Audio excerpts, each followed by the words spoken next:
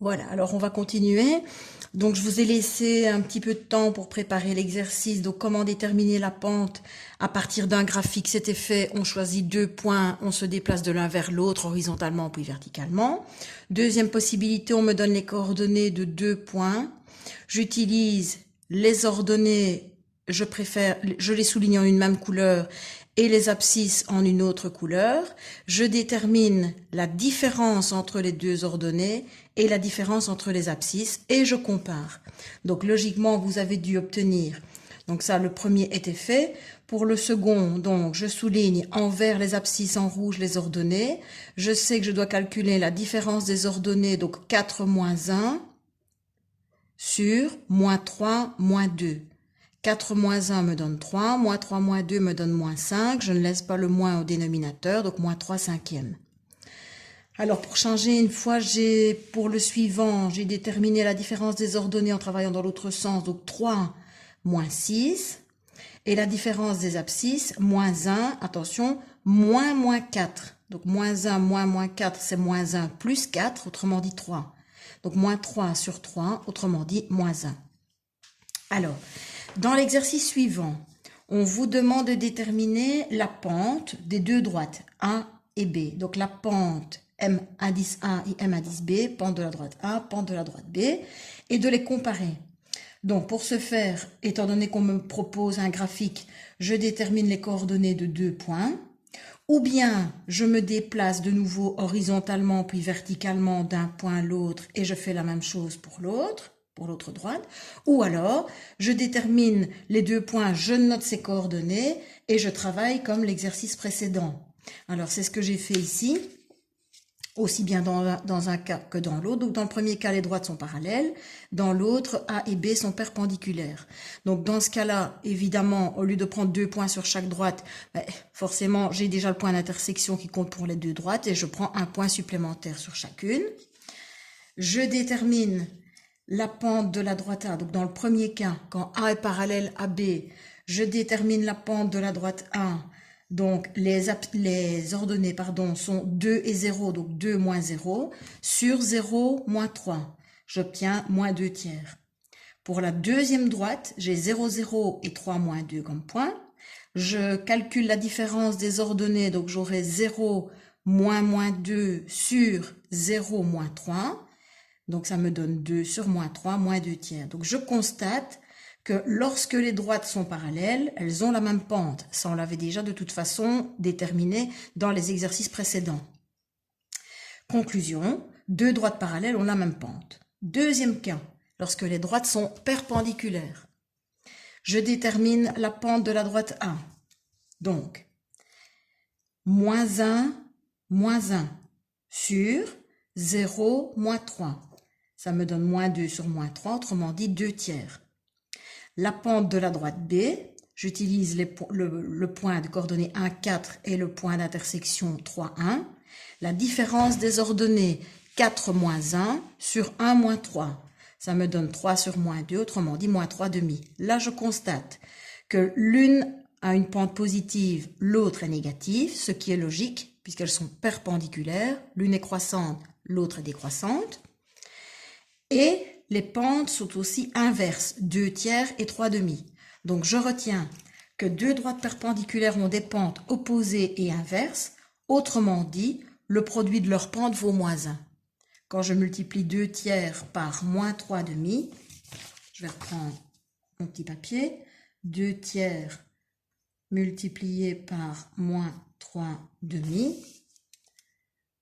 Alors, si je ne simplifie pas avant, 2 fois moins 3, moins 6, 3 fois 2, 6, moins 6 sixièmes, autrement dit, moins 1. Voilà. Donc ça, c'est déjà une chose importante dont on va avoir besoin juste après.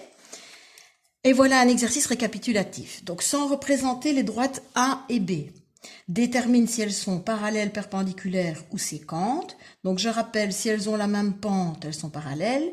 Des pentes opposées et inverses, elles sont perpendiculaires. Des pentes différentes, elles seront sécantes. On connaît les équations respectives des droites A et B. Donc ça, c'est le premier cas. On me donne l'équation de la droite A, l'équation de la droite B.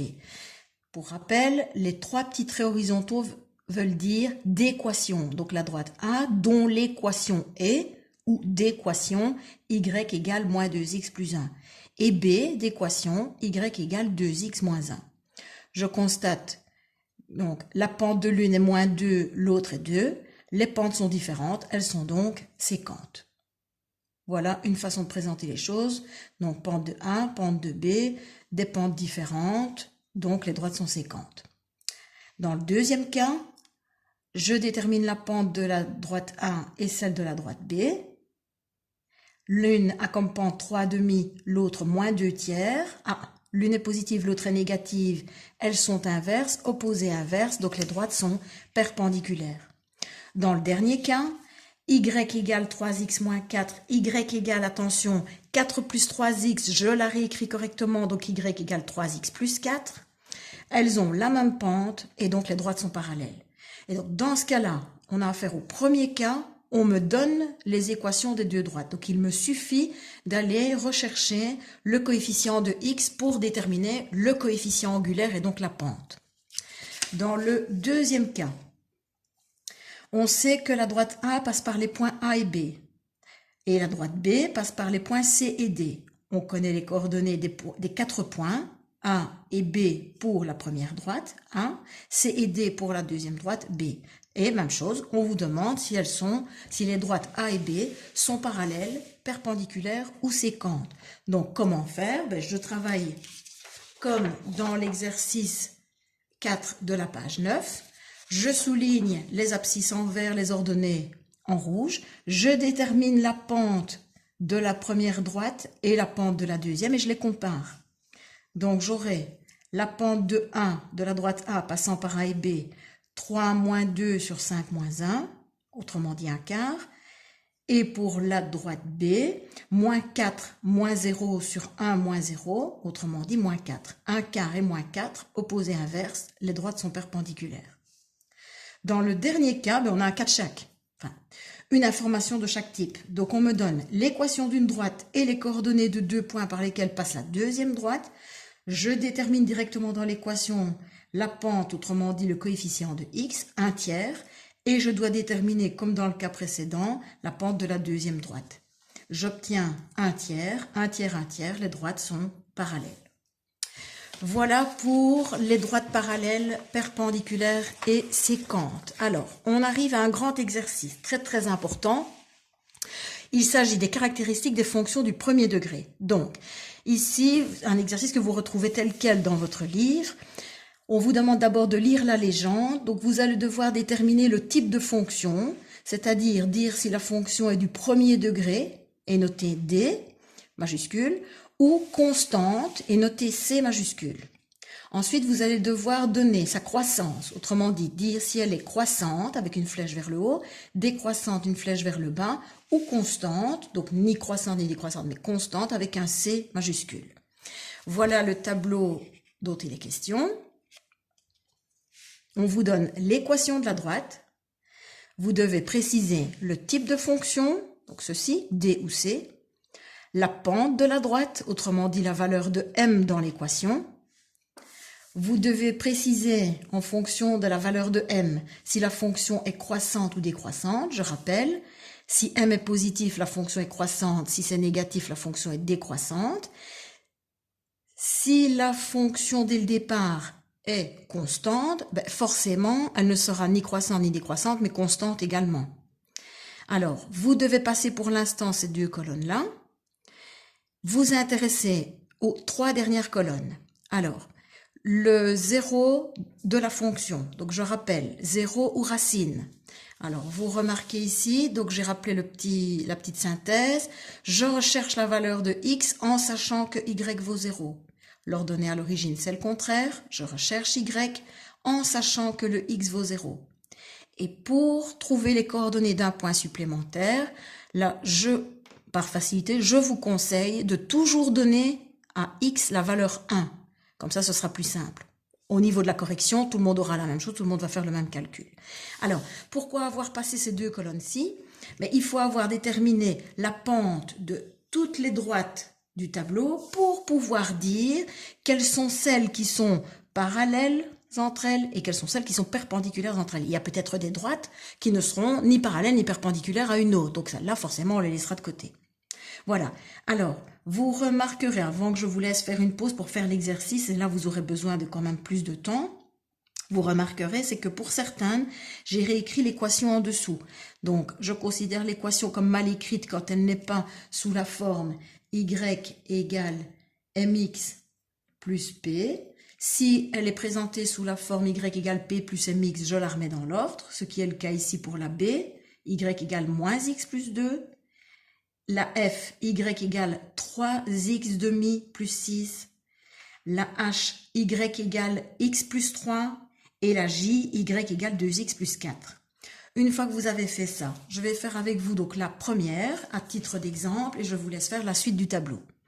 Donc voilà, pour la première, y égale 2x moins 3. C'est une fonction du premier degré, hein, donc d. La pente, je recherche le coefficient de x, il vaut 2. Puisque c'est positif, elle est croissante. Bon, ça, vous avez évidemment ici une partie de la réponse. Vous devinerez que la droite J a la même pente, en effet, 2. Donc, je sais déjà que A, la droite 1, est parallèle à la droite J. Elle n'est perpendiculaire à aucune. Je recherche le zéro de la fonction. Donc là, forcément, sur une feuille à part, je dois, dans l'équation y égale 2x moins 3, je dois rechercher la valeur de x en sachant que y est égal à 0. Donc j'aurai 0 égale 2x moins 3 ou 2x moins 3 égale à 0 si je permute les deux membres. Je me débarrasse du gêneur moins 3, donc j'ai 2x égale 3, x égale 3 demi. Et donc la valeur du 0 de la racine, c'est x égale 3 demi. Par contre, pour l'ordonner à l'origine, ça c'est tout simple, c'est juste un calcul de valeur numérique.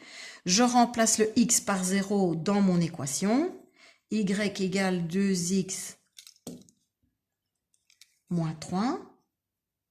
Si je remplace x par 0, j'aurai 2 fois 0 moins 3, ce qui donne y égale moins 3. Donc j'ai tout de suite, pour la valeur de l'ordonnée à l'origine, il me suffit de prendre la valeur du terme indépendant quand il s'agit d'une fonction affine.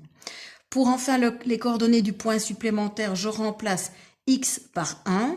Donc j'aurai y égale 2 fois 1 moins 3, ce qui me donne y égale 2 fois 1, 2, moins 3, ça me donne moins 1. Et donc 1 moins 1. Voilà pour la première droite. Je vous invite à faire pause, vous le faites pour les suivantes. Bon, si vous avez des difficultés, passez, revenez. Maintenant, ce que je vous encourage à faire aussi, c'est que vous pouvez éventuellement regrouper tous les cas où les fonctions sont affines, à savoir la droite B, la D, la F, la H et la J, pardon. Ensuite, vous intéressez aux fonctions linéaires y égale 1 tiers de x, y égale moins 3x, et vous avez évidemment aussi deux cas particuliers où la fonction est constante. Je vous laisse faire et je vous retrouve juste après. Voilà, alors, voilà ce qu'on a obtenu. Donc, les deux constantes sont donc marquées d'un C, toutes les autres d'un D. La pente, ça en avait déjà fait, donc ici, moins 1, 1 tiers, moins 3 demi. La pente est nulle puisque je n'ai pas de valeur je n'ai pas de terme en x. Donc, si je n'ai pas de terme en x, c'est qu'il a disparu grâce à une valeur de m qui est 0. Ici, c'est 3 demi, moins 3, 1, 0, de nouveau puisqu'elle est constante. Et pour la dernière, 2. Puisque chaque fois que c'est positif, positif, croissante, croissante, croissante, croissante et croissante. Dans ces trois autres cas, moins 1, donc décroissante, moins 3 demi, c'est négatif, elle est décroissante, moins 3, c'est décroissant. Et pour les deux cas, on l'avait déjà dit précédemment, où la fonction est du type constante, forcément, elle n'est ni croissante ni décroissante, mais constante. Voilà. Alors, quand je compare les pentes, je me rends compte que la droite A a la même pente que la droite J. Donc là, je note J, là, je note A. Que forcément les deux fonctions constantes, ce sont des droites horizontales parallèles à x, donc la I et la E sont parallèles. Perpendiculaire, on aura la B avec la H, puisque la B a comme pente -1 et la H a comme pente 1. Donc, opposé de -1, c'est 1. L'inverse de 1, c'est 1. Donc, -1 et 1 sont bien opposés et inverses. Et on a également la C et la G. La C, 1 tiers et -3. Autrement dit, -3 unième. Donc, c'est bien opposé et inverse. Alors, pour les zéros ou racines, je vous les ai toutes indiquées ici. 2 n'ont pas de racines, ce sont évidemment les deux fonctions constantes qui n'ont pas d'intersection avec l'axe des x.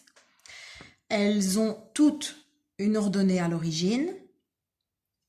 Et je vous précise donc ici dans la dernière colonne les coordonnées du point supplémentaire. N'hésitez pas, comme toujours, vous avez des difficultés pour cet exercice qui est quand même assez costaud. Une fois qu'on a compris, ben c'est exactement la même chose. Hein.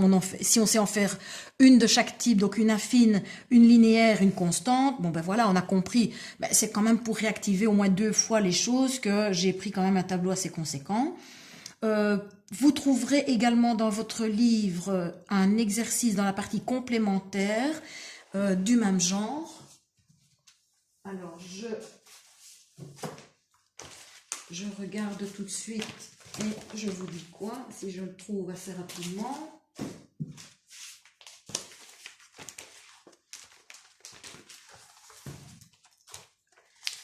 L'exercice du même style se trouve dans votre livre, voilà, à la page 160. Donc, si jamais vous voulez faire un petit peu plus et réaliser cet exercice et me l'envoyer, il n'y a pas de souci. Hein. Bon, n'oubliez pas, vous ne pouvez pas écrire dans votre livre, donc vous photocopiez la page, vous le faites, vous me l'envoyez, je vous le corrige et vous avez le correctif. Voilà, alors... Ça, c'était donc le petit a. Petit c, pour déterminer si un point appartient ou pas à une droite. On travaille de 2 façons, soit graphiquement en plaçant le point dans le repère, soit algébriquement. Donc, est-ce que, donc on me donne par exemple le graphique d'une fonction comme celle-ci, et on me demande est-ce que le point de coordonnée 2, 1 appartient à la droite qui est représenté. Ben, je prends, hein, donc je détermine le point de coordonnée 2, 1, 1, 2, 1. Voilà le point de coordonnée 2, 1, il n'appartient pas à 1. Donc ça se vérifie graphiquement. Maintenant, algébriquement, on l'a déjà vu dans le chapitre 6, il suffit de remplacer les coordonnées du point dans l'équation et de vérifier si c'est correct. Donc, exemple, est-ce que le point A de coordonnées 2, 10 appartient à la droite d'équation y égale 4x plus 2. Oui, puisque quand je remplace le y par 10 et le x par 2, j'aurai 10 égale 4 fois 2 plus 2. 4 fois 2, 8, plus 2, 10. Donc 10, 10, ok. Ça se vérifie, le sens, le signe égal a du sens. Ça rend vrai le signe égal. Mais n'appartient pas à l'équation y égale moins 2x plus 5. Pourquoi? Parce que si je remplace le y par 10 et le x par 2, j'aurai 10 d'un côté, moins 2 fois 2 plus 5, moins 2 fois 2, moins 4 plus 5 me donne 1. 10 d'un côté, 1 de l'autre, donc là forcément le point n'appartient pas.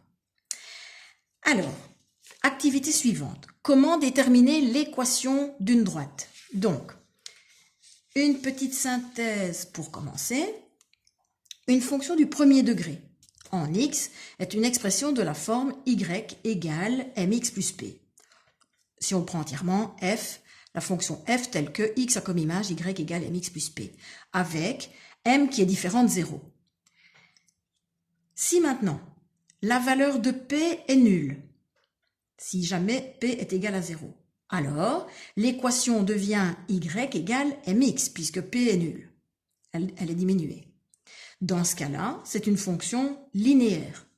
On l'a déjà vu, la droite passe par l'origine du repère. Si, toutefois, p n'est pas nul, on a y égale mx plus p. C'est une fonction affine, la droite ne passe pas par l'origine du repère. Cas particulier, si maintenant m est nul, alors je n'ai plus de terme en x, il me reste y égale p, c'est une fonction constante. Le graphique est une droite parallèle à l'axe des x. Si on a une droite parallèle à l'axe des Y, à l'axe Y. Alors là, on a une droite verticale.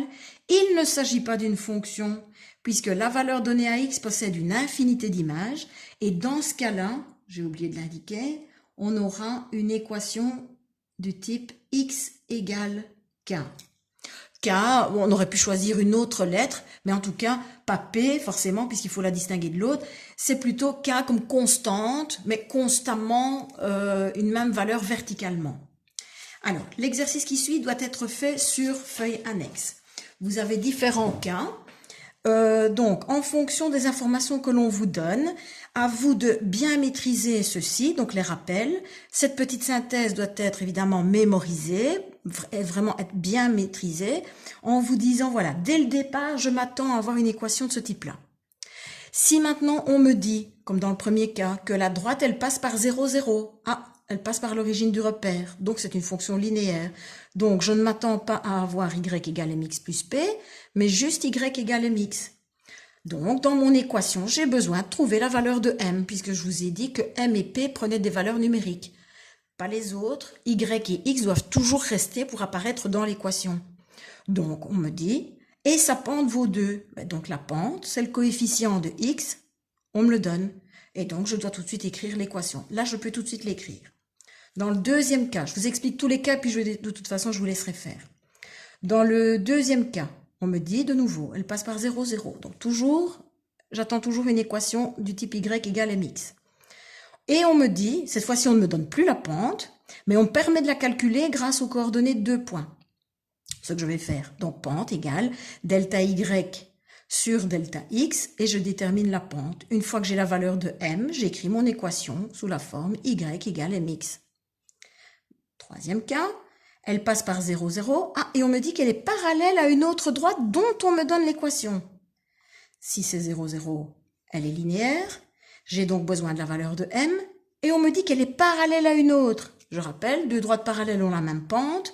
La pente avec laquelle elle est la droite avec laquelle elle est parallèle, on me donne son équation, donc je sais déterminer sa pente. L'autre droite a la même pente. Dans le cas suivant, vous l'aurez peut-être deviné, elle passe toujours par 0, 0, mais cette fois-ci, elle est perpendiculaire, donc les pentes sont opposées et inverses. Celle-ci a comme pente moins 3 demi, l'opposé, l'inverse de moins 3 demi. Je vais donc trouver la pente de la droite E que je recherche. Attention, au niveau de l'écriture, toujours noter sous cette forme-ci. Donc par exemple, une fois que j'ai trouvé l'équation, la droite E d'équation y égale, par exemple, ce n'est pas la réponse, mais y égale 3x. Voilà, ça c'est l'équation qu'on attend à la fin. Alors, pour les 4 cas suivants, vous remarquez qu'il n'y a plus le point d'origine du repère, le 0, 0. Donc, si on ne m'en parle pas, je pars du principe qu'elle est affine. Je recherche donc la valeur de m et la valeur de p. Dans le premier cas, la valeur de m, on me la donne. Alors, je vais faire le premier cas avec vous pour quand même vous aider, parce que ça, c'est un tout petit peu plus complexe. La droite f passe par 0, moins 3, sa pente vaut 1 demi. Donc, je m'attends à avoir une équation de la forme y égale mx plus p. Je connais la valeur de la pente, donc la valeur de m qui vaut 1 demi. Donc, je sais qu'on a y égale 1 demi x plus p. Le souci, j'ai 3 variables. Je sais qu'à la fin de mon équation, le x et le y devront figurer dans l'équation, parce que si pas, ça n'est pas d'une. Mais je ne connais malheureusement pas la valeur de P. Et c'est ça que je dois rechercher. Pour rechercher la valeur de P, il n'y a rien à faire. Je dois pour l'instant donner une valeur à X et à Y et pas n'importe laquelle. Puisqu'on me dit que la droite passe par 0, moins 3. Ça veut dire que les valeurs 0 pour X et moins 3 pour Y vérifient mon équation. Donc j'ai le droit de remplacer mon X par 0 et mon Y par moins 3. Et je calcule 1 demi fois 0 plus P égale moins 3. Et en fait, ce que je suis en train de faire, c'est résoudre une équation dont mon inconnu est P. Donc ici, ça s'annule. Et donc j'ai moins 3 égale P. Je viens de trouver la valeur de P. Donc maintenant, je sais que la droite F a comme équation Y égale la valeur de m, on me l'a donné, donc 1 demi x, plus p, autrement dit plus moins 3, donc moins 3. Et voilà mon équation de la droite f, tout simplement. Dans les cas suivants, on ne me donne plus la pente, mais on me permet de la rechercher grâce aux coordonnées de 2 points. Attention, non, ici, toujours pareil, pardon. Attention au cas suivant, la droite n, vous remarquerez quelque chose de particulier. Pour la droite suivante, hop, pour la droite suivante, pareil, c'est un cas particulier puisque les 2 points ont la même abscisse. Donc réfléchissez, quitte à les placer virtuellement, quitte à les placer sur un petit graphique tracé à main levée pour que vous en ayez une idée, mais vous allez voir tout de suite à quoi ça correspond. Et donc dans ce cas-là, on a affaire à une droite qui a une position particulière dans le repère. Pour les 2 derniers cas, on me dit que la droite passe par moins 1, 2, donc fonction affine, on ne parle pas de 0, 0, et elle est parallèle à une autre, donc même pente, et dans le dernier cas, elle est perpendiculaire à une autre, donc pente opposée inverse. Voilà, je vous invite à faire pause pour pouvoir faire cet exercice. Je vous le dis dès le départ, ce n'est pas l'exercice le plus simple, et donc si vous avez des difficultés, rassurez-vous, c'est normal. Essayez de le faire petit à petit, donc toujours bien vous poser la question. 0, 0, linéaire, je cherche une équation du type y égale mx. J'ai besoin de trouver la valeur de m. Soit on me la donne, soit je peux la calculer grâce à la petite formule delta y sur delta x, soit on me dit que la droite est parallèle à une autre et donc j'utilise la même pente, soit on me dit qu'elle est perpendiculaire à une autre, j'utilise l'opposé et l'inverse. Si maintenant on ne me parle pas de 0, 0, je pars du principe qu'elle est affine, je cherche une équation du type y égale mx plus p, j'ai besoin de trouver m, donc exactement comme pour la linéaire, soit on me la donne, je la calcule, parallèle, perpendiculaire, et j'ai besoin de trouver la valeur de p. Et donc pour la valeur de p, c'est toujours la même chose, je remplace momentanément le x et le y dans mon équation par les coordonnées d'un point qui est donné, et ça me permet de trouver la valeur de p. Et puis je reconstitue mon équation avec toutes les informations que j'ai trouvées, m et p. Voilà, je fais une petite pause et on se retrouve après.